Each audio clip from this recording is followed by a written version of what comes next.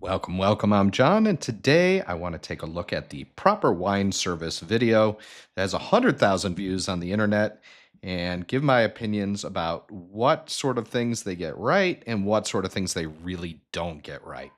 Now, remember, this is for wine service for high-end restaurants, for high-end wine bars. This is kind of the proper wine service. So I am not trying to tell you how it is that Chili's should handle its wine service, where I did work as a training manager.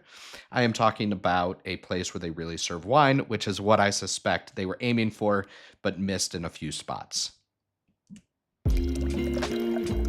Proper wine service starts with presenting the bottle to the customer. After it's So first of all, that's right, obviously. Now, the main reason that you're showing the bottle to the customer is because the customer doesn't always know how to pronounce the wine and sometimes thought it was going to be a red, but it's a white, etc. And what you're really doing there is you are repeating the name of the vintage and of the particular brand and maker. And so what you're trying to do is communicate it just to avoid any problems. confirmed, cut the foil around a half an inch from the lip of the bottle using a foil cutter. So it is not a half an inch from the lip of the bottle. There is actually a ridge. So there are two proper ways to cut. The actual most elegant way is to cut above the rim. I don't do that because I think in service it leads to disaster. It's just much easier to use that ledge. And so when you're cutting, you are pressing your blade against that foil and you are making two cuts. You're making one cut in the front and then another cut kind of in reverse so that you have the entirety of it. You then cut up to remove the foil entirely. They don't show that process. They just kind of jump into the next part, but it turns out that's very important. And then what to do with the foil. That actually goes in your apron. It goes in your apron, or if you're not wearing an apron, it goes in your jacket pocket. Insert the corkscrew into the center of the cork and twist. Continue twist. All right. The corkscrew is going to go in the center. That is true. But you are not going to aim to the center. If you aim to the center, you are going to miss because of how a corkscrew works. A corkscrew is automatically going to start turning and it's going to automatically find the center. This is a physics lesson, not for a YouTube video.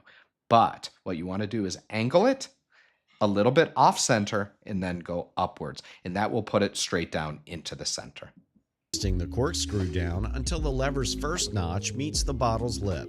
With a lever pressed against the lip of the bottle, pull the corkscrew up. Line up the second notch and pull the... Okay, here what they do is actually to make it a little bit dangerous, especially at the end. So this is what I recommend. You'll really have noticed that on that first pull, it puts a lot of pressure on the cork. So the more of the screw you have in, I usually say leave 1.5 screws. Generally, you're going to use most of it. You're better off. It's going to put a lot of pressure because of the leverage on the cork itself. When it is time to do the second pull, if you have a corkscrew that does this, right, that has the extra lever, which is what I use. So it's pretty normal, although the most elegant sommeliers will tell you the only true way is with one pull. But okay, so for us mortals, the key is actually not to pop it. There are two reasons for that. One is it is more likely the cork will break that last little bit, and you're going to leave cork and it's going to go straight down the bottle. Obviously, a bit of a disaster.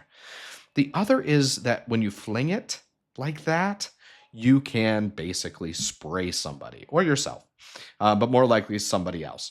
And that's a disaster too. So when you're right at the end, you're going to take your towel and you are going to pull it by hand using the towel, not by popping that last bit. Cork out of the bottle. Wipe off the top of the bottle and the cork to remove any debris. Present the cork to the guest. Okay, this is true. You are going to first wipe the lip of the bottle, then you could clean off the cork. It is proper, though, not to hand it like they are doing it right now. However, to place it next to the glass of the guest. And so you're not actually going to hand it to them and wish them good luck. It is to put it with the dirty side up And the reason for that, obviously, is because they want to inspect the cork. They are going to inspect the side that was in the bottle. And then I also like to make sure that it's positioned in a way where it shows the year, although sometimes that's impossible. So do the best you can. But the trick is not handing it to them. It is placing it next to their glass in a way that they can inspect it if they want, but they don't have to. Pour a small sample and wait for approval before pouring for everyone at the table. So the person that you're going to pour to is the one who ordered. So we call that the host. So whoever is the host of the evening, the one who picked out the wine, they are going to taste it. This has nothing to do with gender or anything else, but the next piece of advice will. The bottle in a clean white napkin. Start pouring with the person to the left of the host and move clockwise, always pouring from the guest's right side. Finish.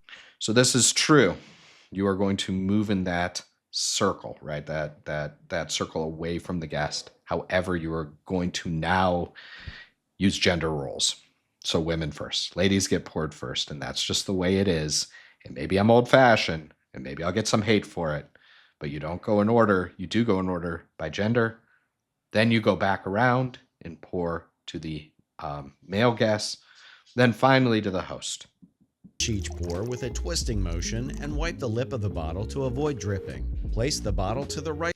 So this is really important. You do want to use that twisting motion, but you got to have that towel on your arm, and they don't really talk about it. So it needs to be on your arm or in your other hand. I don't really wrap the bottle. I think that it's cool when people do it, but I don't see it that often, even at high-end restaurants. But you got to make sure you're not dripping, and that's the key here. And so that's more of a decorative situation, the one that's around the bottle.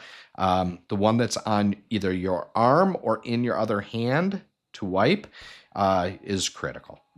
Of the host with a label facing outwards. For chilled wines, ask the guest. So they're talking about facing the bottle, and that is right. It goes toward the host. However, it goes on the opposite side of the table from the host. So it's not right in front of the host. It is on the opposite side. It's a restaurant. The host isn't pouring. The sommelier is. They prefer a bucket of ice or a wine chiller. Most places won't have both, right? So offer to chill the wine. That is true of all the whites. And if you forget to ask, just chill the whites, chill the rosés. It's the way they're meant to be served. Don't let them get too hot for the second pour for the table.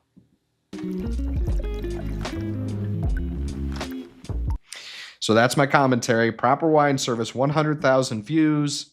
Not quite right, not too terrible, but hopefully we've cleaned up a couple things that you may be doing a little bit wrong.